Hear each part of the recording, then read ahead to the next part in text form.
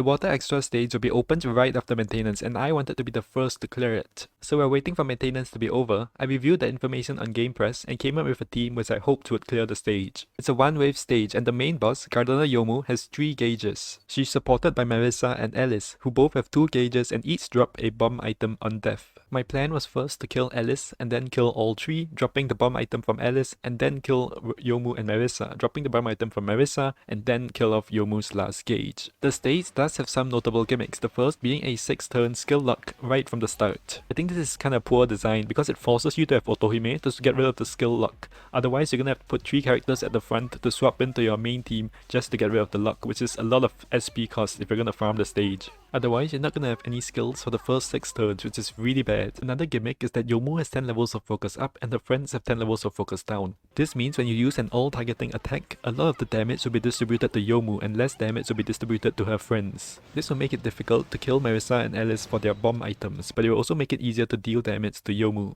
As always, a full break will remove these effects. The last notable gimmick is that Youmu and Alice apply self-freeze and Marisa applies self-poison, so if you have any anomaly breakers, you can use that to your advantage to full break them. Anyway, at this point I had finished making my team and had planned what I would do on every turn. I eagerly awaited the end of maintenance and once it was over I jumped into game and had to wait for this download to finish. But once the download was over, I grabbed my team and jumped right in.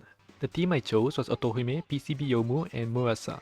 As I mentioned earlier, Otohime is very strong here because her skill tree can cleanse the skill lock from the entire team. She also has a couple water breaks and can break poison anomalies. However, she can only get rid of the skill lock on turn 2 because on turn 1 she herself is skill locked, so she has to wait for her passive to get rid of her own skill lock so she can use her skill to unskill lock the rest of the team. That's why on turn 1 I'm not really doing that much, I'm just using the Wits of Scarlet Dream story card to gain some P on all my characters. Turn 2 is where you see what PCB Youmu can do. She has lots of water breaks as well as melting on her spell card, melting meaning that it breaks freeze barriers. Because of that, she's able to full break and kill Alice with her spell card.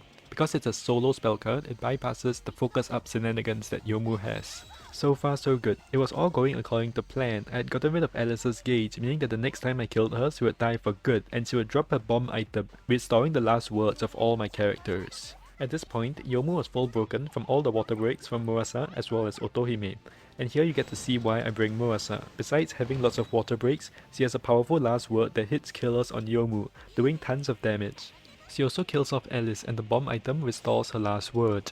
I used one of Otohime's spell cards to finish off Marisa and now we've completed phase 2 of the plan. Youmu is left with 2 gauges and Marisa is left with 1 gauge. However, here's where things start to go badly. Up until this point, every turn had gone exactly the way I had planned it. I had carefully used spell cards in a way that ensured Alice died first, then Marisa and then Youmu, so I could make full use of the bomb items that Alice and Marisa dropped. Because of that, I didn't really have a lot of water spell cards left to break her barriers, so I was hoping that if I spam some last words, Youmu would just die, because she has a lot of focus up. The focus up meant that a lot of damage directed at Marisa would instead be redirected onto Youmu, so I was hoping that she would just die. However, there was something I did not take into account. If you look carefully at the start of this turn, you have noticed Yang Death Up.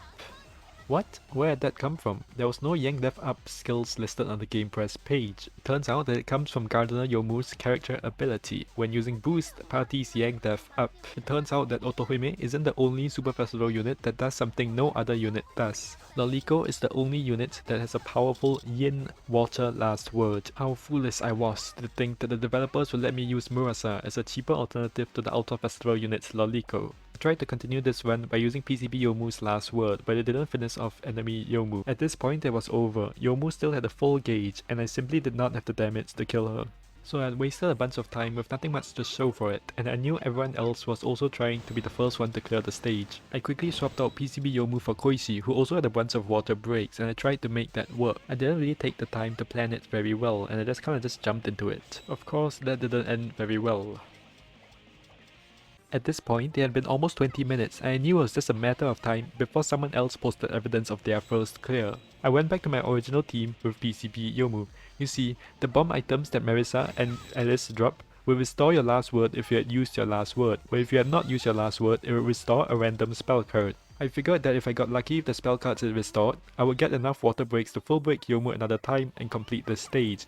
This kind of felt like cheating to me, and I knew it would not work for the auto replay, but it would get me my first clear. However, as I was doing this, 25 minutes after maintenance, someone else posted their clear. I had failed to become the first one to clear the stage. However, it was not over. I can do better, I thought. That was a lot of stars, a lot of characters, and a lot of turns. I still believed that I could do it with only 3 characters, no awakenings, and under 10 turns. The PCB Youmu team wasn't working too well, so I went back to Koishi.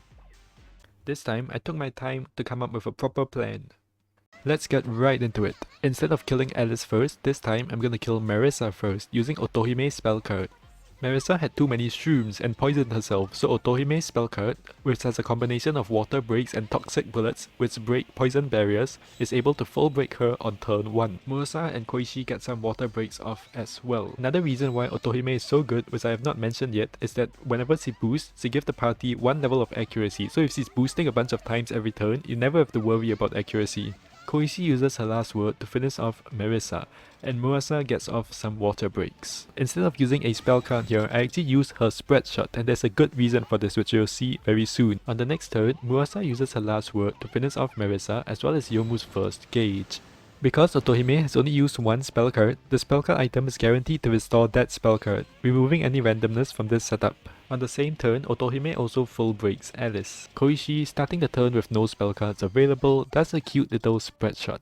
Now I need to finish off Alice's gauge as well as get some water breaks on Youmu so I can prepare to kill her. Then I'll be in phase 2 of my original plan, where Youmu has 2 gauges, one of her friends is dead and the other of her friends is at 1 gauge. Youmu does have 10 levels of focus up, so I make sure to use a solo targeting spell card to kill off Alice. An all targeting card might not be enough to kill her because the focus up would redirect lots of damage to Youmu.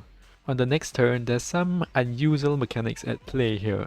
My plan this turn was to use Murasa and Otohime's last words to full break and kill Youmu. However, I was a little worried that Murasa's last word will kill off Alice before Otohime uses her last word, and the bomb item will restore Otohime's spell card instead of her last word. Normally when you full break an enemy, all the buffs and debuffs are removed. However, this isn't quite the case when it comes to focus up.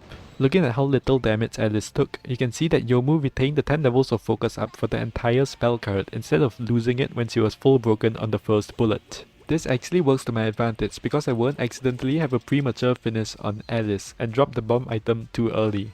Finally, it's just Youmu left. I am graze locked this turn and I don't want to lose any of my characters, so I just full break Youmu using Otohime's last word as well as some spell cards. I can't believe I'm using Otohime's last word just for the breaks. And finally, I finish her off with Murasa and Koishi's last word.